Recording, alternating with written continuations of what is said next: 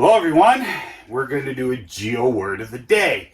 I'm not showing the blackboard yet because I don't want to spoil it, but I just first want to say you guys have been sending me stuff and I do plan on getting to it, but I wanted to do this first. These are supposed to be shorter than my geo rants even, because they're supposed to be definitions. So if you send me something complicated, I might turn it into a geo rant later. It might not end up being a definition thing. All right, let's get to today's word, which is right up here, feldspathoid. Most of you probably have not even heard of this word. So I'm going to tell you about it. Feldspathoids are a group of minerals, and they are actually very common. Now, when most people think of an igneous rock, like a granite or something, it falls, when we plot these are phaneritic, coarse crystalline rocks, it plots on a QAPF plot. But stuff like granites, tonalites, all that stuff plots, let's see, granites are about, it's a bigger chunk than this, but granites are about here, tonalites are about here, cyanites are over here. I think you get the general drift. All the most common igneous, coarse crystalline rocks you can probably think of fall up there. But down here is an F for feldspathoids, or foids for short. Why is it like this? Why is this a fourth part? Because feldspathoids and quartz cannot physically form together. So if you have feldspathoids, you cannot have quartz. If you have quartz, you cannot have feldspathoids. That's why they are different on this chart. And you may not even be able to tell it. You may be holding a rock. You could swear up and down it's a granite. But I'm going to show you something here in a few minutes. And you got to really look at it. Feldspathoids form as a melt cools, but there's not enough silica to form enough of the feldspars. Feldspars and foids, feldspathoids, feldspar-like, will form together. You'll have that initial, might have that initial large amount of silica, which the feldspars are going to take up like that. And then they require a lot of silicon. So what happens is they'll use up that silicon and oxygen, and then whatever's left will start forming feldspathoids, and so you won't get any quartz. These feldspathoids will take up all, not quartz, but they'll take up all the silica and oxygen, all the SiO2 that's in that melt. They'll hog it up, so you won't get quartz. So in slew of quartz, you get foids. And the names are, felds, or, if you have, here's the three main foids that you're going to encounter in rocks, the three big ones. So instead of like a cyanite, you'll have a nepheline cyanite, something like that.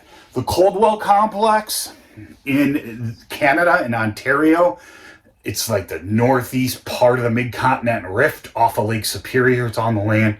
It is feldspathoid rich, mostly nepheline cyanite. It does have these other two as well. Okay, so a lot of times people won't even identify the feldspathoid in it, and they'll just call it nepheline cyanide. I can't think of one time on a geologic map in North America I've seen leucitic cyanite or something like that, or sodalytic cyanite. It's always nepheline cyanide. So I think once they find out it's a foid, they just meh. But these, you can tell these are not quartz. Number one, they're not transparent. They're not blobular like quartz and a granite is. Since they form relatively early on, they're not euhedral. Those of you that know what that means, they're more like subhedral, but they're not really anhedral. And they'll tend to have striations on them as well, just like plagioclase. There are ways to test for that, but that's a talk for another time. So, Steve, what is this? Well, like our feldspars, our feldspathoids are mostly sodium, potassium, and calcium dominant. Hello, this is my astronomical statistics book for 2023. It is a redo of the 1997 to 1999 one, which is also available. Here on the cover, I have all the stars out to 15 light years or star-like objects. Inside, I only took this to 4 parsecs this time, or about 13 light years, instead of 25, for reasons like this is in color. This has a lot more graphics, a lot more information. It even has information on binary and trinary orbits and places to scale. I also decided to include some other stars I thought were interesting in systems, and I also included things like Betelgeuse.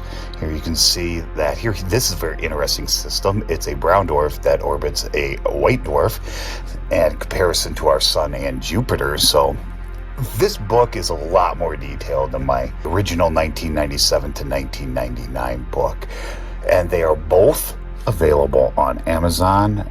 They are not sold together. You have to buy them separately. You can get hardcover or paperback in both. But you don't see calcium here. That's because calcium is usually taken up by actual feldspars right away before that silica becomes so unsaturated in that melt that it starts forming feldspathoids. But you do have them, okay?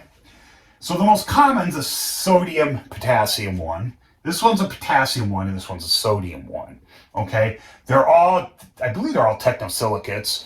They're not really a group of minerals because they vary too much. You can see these are the 3 different nephelines form hexagonal crystals, like a quartz crystal. That's hexagonal. Lucite forms tetragonal. I don't have any tetragonal crystals, and it's hard to describe to you, but I'm going to do a whole mineralogy thing at some point, okay? And sodalite is isometric or cubic, and that's when they form euhedral or perfect crystals. Most of the time they don't. It's subhedral. And anhedral is just like quartz and a granite. It's just blobular. You don't see any crystals, really. So you use this part of the chart if you have voids. You just flip it over and you calculate it the exact same way. Now I'm going to show you something cool here. At least I think it's cool. So you've heard me say that these rocks are from the Coldwell complex in Ontario. However, that is not the only place they occur. I have some rocks here. I'll tell you where they are from it, but it's something similar. It's also Mesoproterozoic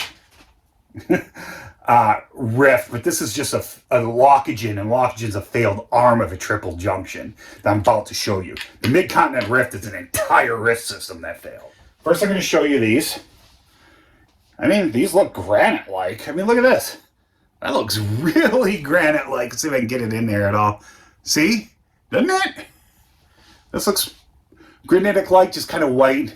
I mean, I know it's got well-developed hornblende in it, but, you know, granite-like. This one definitely does, okay? Let's do this here. Get a good look at that. That's a little dark. Let it adjust a second. And some of you know where this is going. I have an ultraviolet light here. It's long wave, but it's 365 nanometers, not 400, which is most commercial black lights. See how that? The 365 does this better even if there's a light out. It fluoresces. Okay, well, what's fluorescing? First of all, these rocks are from Greenland. We went to Greenland. Yes, I bought them. You can't just pick up rocks. You got to either purchase them or get permission from someone who lives there. So those rocks are from Greenland and from a failed rift. This is a couple hundred years older than the Mid-Continent Rift. But, Steve,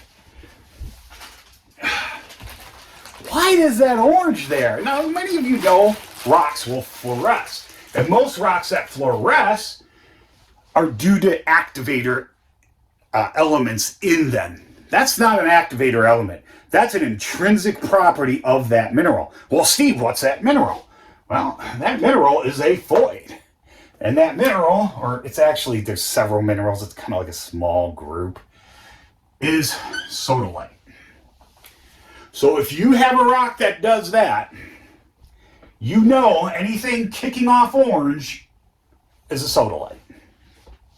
Nepheline doesn't do it. Lucite doesn't do it. But you hit it with a UV light like that, and it glows, you got sodalite. I also have a piece of pure sodalite. You can tell the sodalite in these is kind of white, and that's most common in rift environment sodalite. But sodalite is mostly thought of by people that collect it, and I have a collector's piece that's blue, and it looks orange when you put that on it too. But it can also be pink and white and all that other stuff. Anyway, that's what foids are, and I think that's it. If you have any questions or comments, please leave them below, and I hope you learned something.